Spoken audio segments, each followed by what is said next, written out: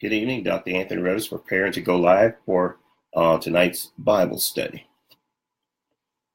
We'll give a few minutes for more people to come online. Again, Dr. Anthony Revis, Midland, Michigan, preparing to go online for tonight's Bible study.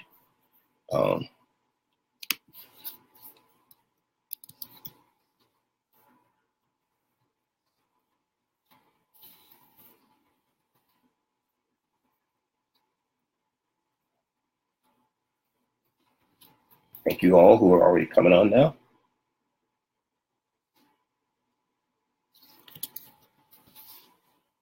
I think I'm typing that right.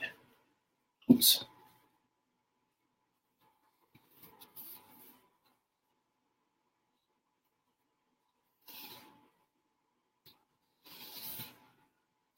And thank you all who are already starting to join us for tonight's Bible study.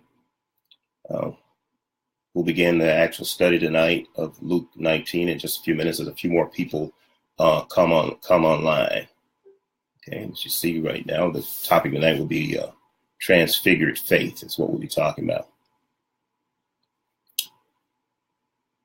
What I'd like to do is people are starting to join and come online in these first few minutes. I'll probably do this on most of the Bible studies, is give you a few pointers as people again coming online for tonight's main study. A few pointers on some tips in terms of how to do Bible study yourself and how to actually study the Bible.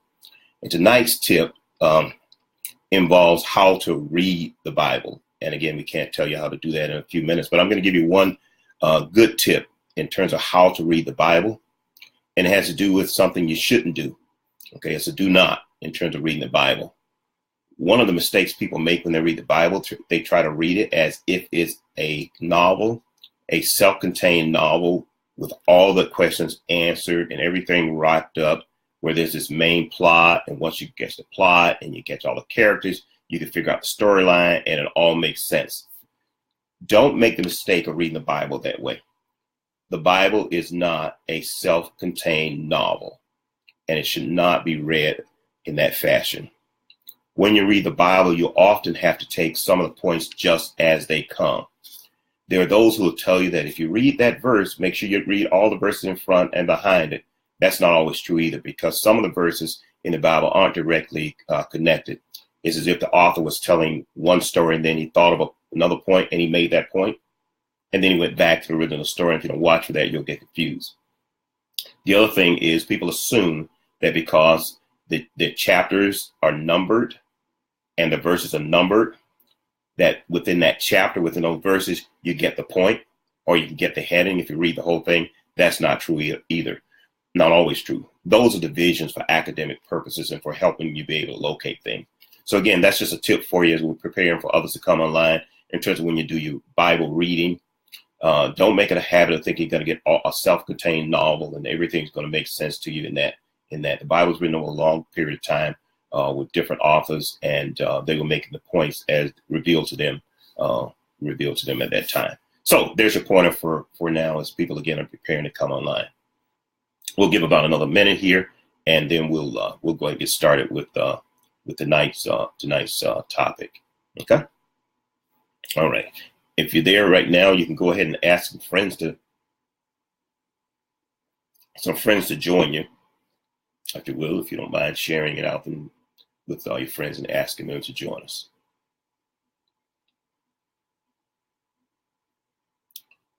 All right. Well, let's go ahead then and get started with tonight's Bible study. Tonight we're going to be looking at the subject of what we call transfigured faith. We're really taking a walk through Luke here in these particular Bible studies. Now, when we look at the book of Luke, you have to differentiate Luke from Matthew, Mark, which are the synoptic gospel, a similar gospel to it. And in that they had a different viewpoint or vantage point when they were looking at the life of Christ when they were doing this. And so in the case of Matthew, he looked at it more from a doctrinal perspective or a real academic type of study or approach in his writings. Mark, on the other hand, looked at it from the miracles. So he had the wow factor in his. Luke looked at it from a very practical example perspective. So when we read Luke, we see these practical examples. And it's those practical examples from which we learn the principles or we glean concepts to help us understand what God is speaking to us. And so tonight, I want to talk about topic that I call, again, transfigured faith. Is not, you won't find that term transfigured faith written anywhere else as far as I know. It's a concept that I use, and I write these commentaries myself as we do this. So this isn't something I've read somewhere and want to tell you about. These are commentaries from my study of the Bible. And so let's get going on that tonight. Now,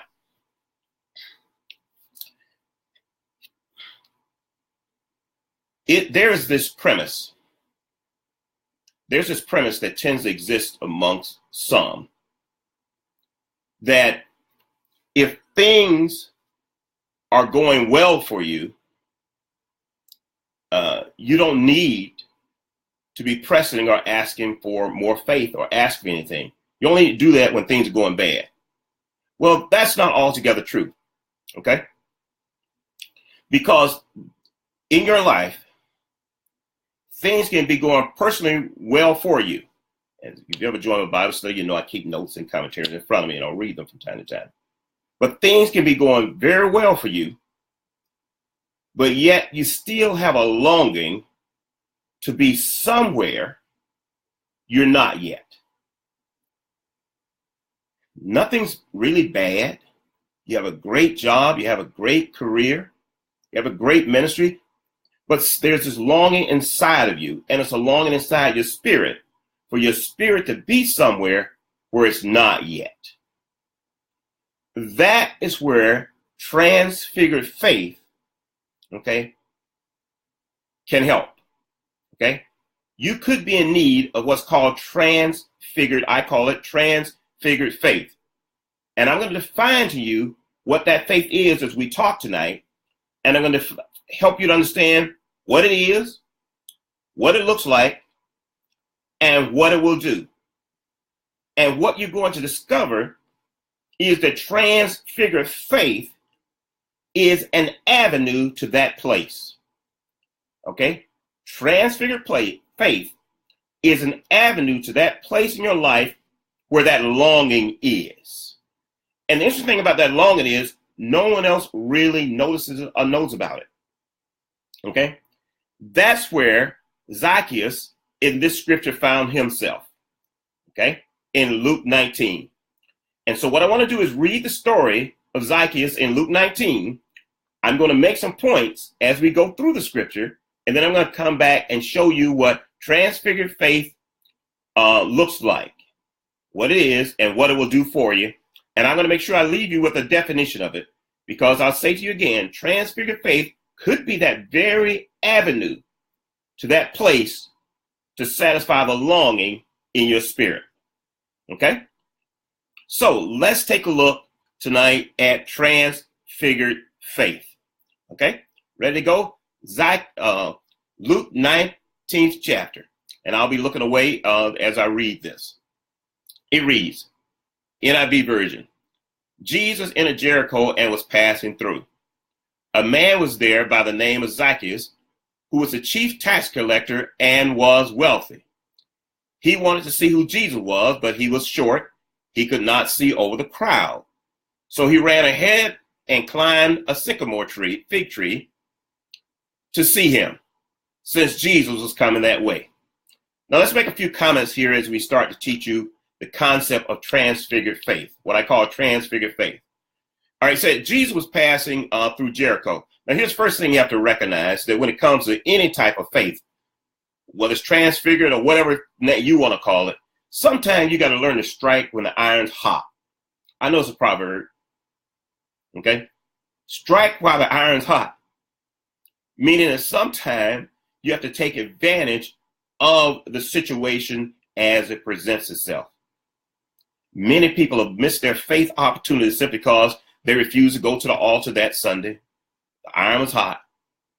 They refused to stop in and pray at that time. They refused to read the word of God at that time. They said, I feel like singing my favorite song right now, but I guess I'll wait till later until I can get the musicians together. Maybe you should have sung it then. You have to learn when it comes to your faith walk, is to strike when the iron's hot. Here's Christ is coming by.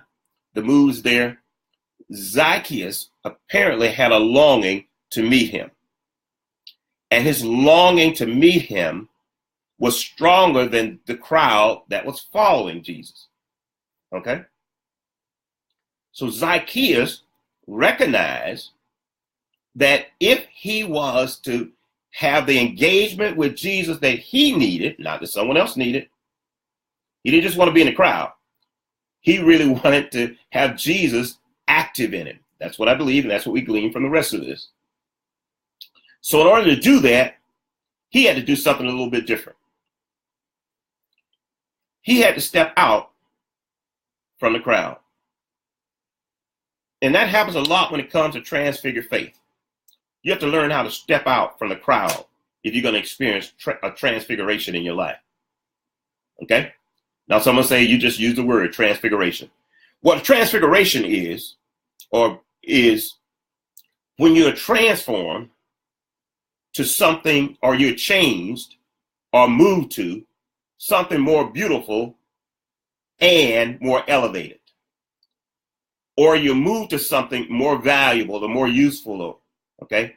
There's an elevation in your spiritual nature, in your spiritual position, which often actually, by the way, is accompanied with a physical change. Some action change. When your spirit changes, your actions change. So if you want to be transformed, every now and then you got to step out from the crowd. I will come back and give you some real key pointers as we go here. But that's what Zacchaeus was. He had a longing, and he wanted to see Jesus a little different than everybody else did. Not only that, he wanted to be sure that Jesus got sight of him. Okay? He wanted to put himself in the best position to make sure that they met each other. And it's the same thing you have to have a strong desire to do if you expect to experience transfigured faith in your life. So here's Zacchaeus. He ran ahead of the crowd, and he climbed up into a sycamore fig tree. Verse 5 says, when Jesus reached a spot, he looked up and said to him, Zacchaeus, come down immediately. I must stay at your house today. Zacchaeus put himself not only in the best position to see Jesus, but to be seen by Jesus. Okay? You get that? Not only be seen by Jesus, but not only to see Jesus, but in the best position to be seen by Jesus. And you have to give yourself that same opportunity with your faith. Put yourself in the best position for Christ to recognize that you want to interact with him. Okay. Now, again, I wasn't there when it happened, but in my imagination, I suspect Zacchaeus wasn't just sitting in a tree. I don't think I'd be sitting there. I'd be making a little motion, a little turning, a little twitching or something. You know how you want to catch the attention of someone. You kind of dance around a little bit. You kind of, you want them to pay you attention, but you want to not make it look like you're paying attention. That's what I see Zacchaeus doing. Might not be exactly that, but we do know that both caught the attention of each other, and that's the important thing. Not only you want to catch the attention of Jesus, you want him to catch your attention. You want him to see you as well. All right? And we'll come back and talk about all of these. He said, so Zacchaeus came down. That's the right thing to do. When Jesus calls you, it'd be a good thing to come and answer the call. So here we see he put himself in a position to be called by Jesus. Okay? And that's part of the path of those who activate or walk in transfigured faith. They put themselves in a position to let Jesus know that they want to interact with him, that they want to be a part of him. Okay. All right. So let's continue to read this and we'll talk more about it. So come down. So he came down at once and welcomed him. He came down at once and welcomed him gladly. It's a good thing. All the people saw this and began to mutter, he is gone to be with the guest of a sinner. Now, why did they call him a sinner? Let's deal with that. You see, oftentimes we read the Bible, we take for granted that's because that's what people said about the person. That's what they are. To bring to your attention is Jesus. They said a lot of things about Jesus that wasn't altogether true. But when people don't like you, they call you certain things. You get it? All right. So let's not take for granted that he was a sinner as they defined it. But let me tell you one of the reasons they call him a sinner. He was a tax collector and he was wealthy. Tax collectors were not popular at all. Okay, everybody, well, you should have been. Oh, listen, today, when it comes to issues of taxing, guess what? It's not too popular today either. Okay. So being a tax collector, they assumed that he probably had extorted some people, and perhaps he had. But being a tax collector was his job. His job was to collect the taxes. And he did whatever it takes, you might imagine, to collect the taxes. And that made him extremely unpopular. Maybe he was a sinner. I imagine a lot of other people might fit that category as well. But here we sense a little bit of resentment on their part, because Jesus is now paying personal attention to Zacchaeus that he is not paying to others. That's where you want to find yourself.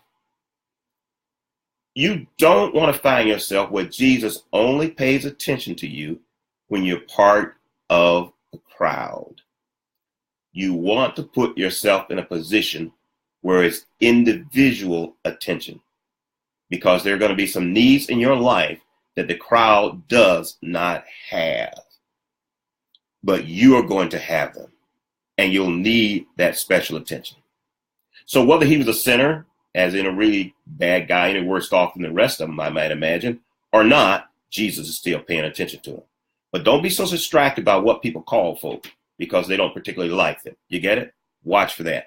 So he said he'd go into the house of sinner. But Zacchaeus stood up and said, Lord, okay, look, Lord, here, look, Lord, here and now I give half of my possessions to the poor, and if I have cheated anybody of anything, I will pay them back 4 times that amount. Some like to read this as him saying, okay, he did it, and therefore he owes it to him. But how many of you have been in that position where someone accused you of something you didn't exactly do, and you say, okay, if I did, how much do I owe you? You accuse me. What do you want back for it? You get it? All right. So Zacchaeus is saying, okay, you accuse me of that. You says what happened. Do I owe you? Then let me pay you back 4 times. It is likely that Zacchaeus was an extortionist that he's painted to be in many of the commentaries, and many of the people have written it that way. And they read one commentary and they read the same. Everybody requoted that one after the other, after the other, after the other. Maybe he was an extortioner. And maybe he is genuinely saying, look, okay, you believe I took advantage of you in collecting the taxes? Tell me what I owe you. Tax collectors were wealthy. There are wealthy people in society today. We can't call them all crooks and thugs.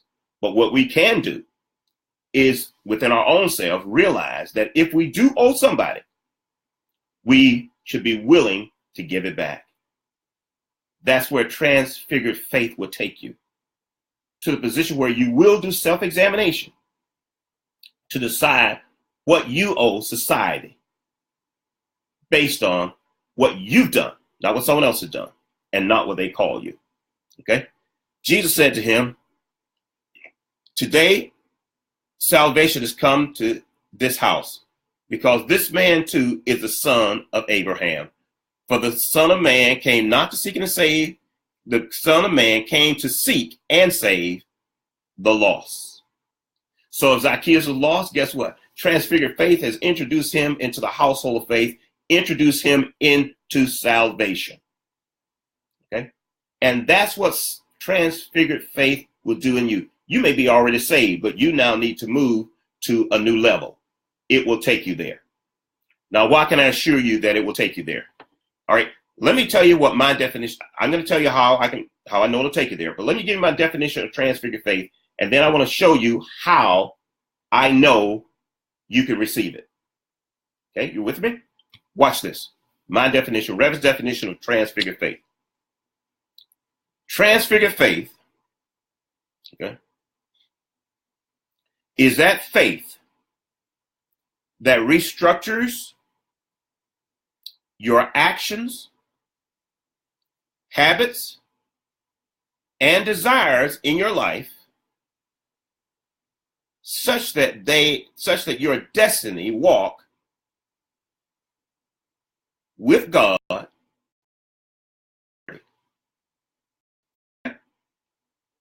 Transfigured faith is that faith that restructures your actions, habits, and desires of your life or in your life such that your destiny walk with God takes priority. And that's where Zacchaeus was finding himself. Okay. And not only that, if you're already walking in that, it will take you to the next level of new actions, new habits, and new desires. My point here is that it doesn't mean that you've had bad or poor desires before, or that you had bad or poor actions before when you experienced transfigured faith. Okay? Transfigured faith is not just for people who are coming into the awareness of who Christ is. It's for those who already have an awareness of who Christ is and who God is in the life. Transfigured faith is for anyone who is now ready to move to a new level.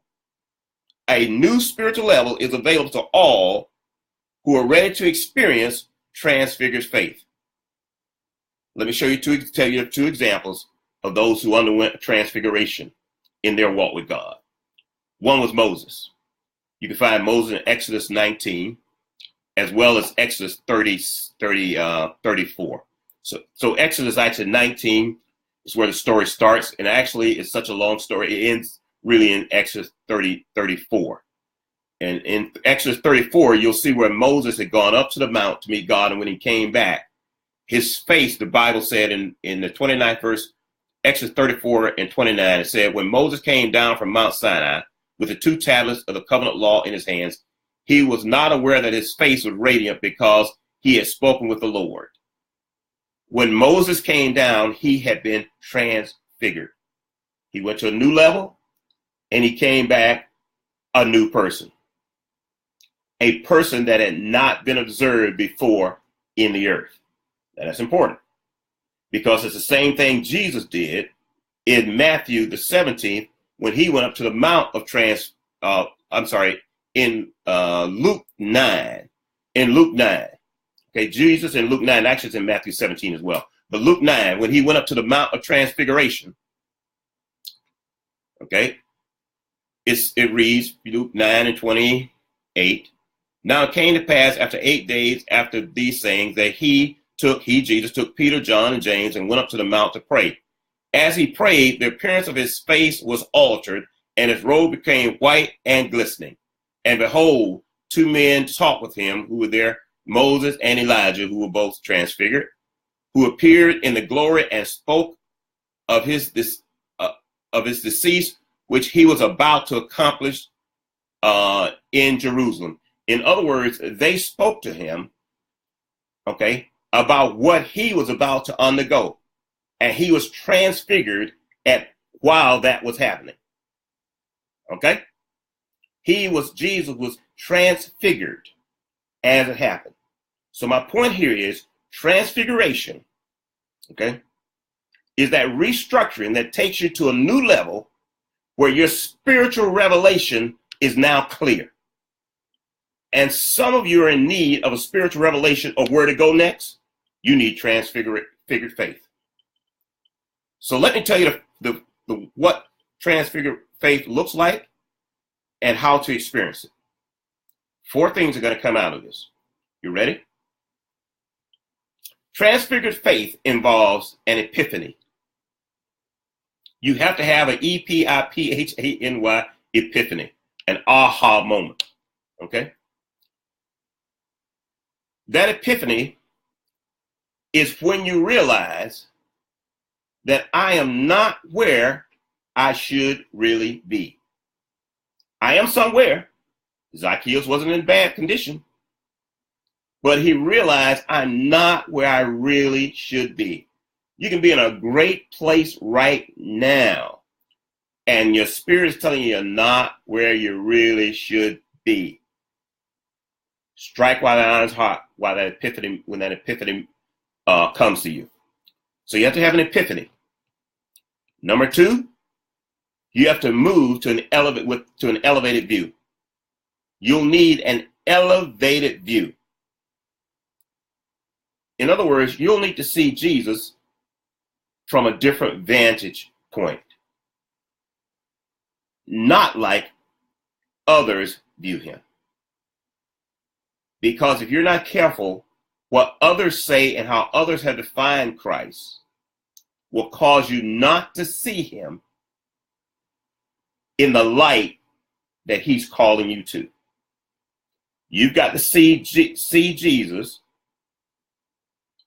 from a different vantage point, but not necessarily as others are viewing him.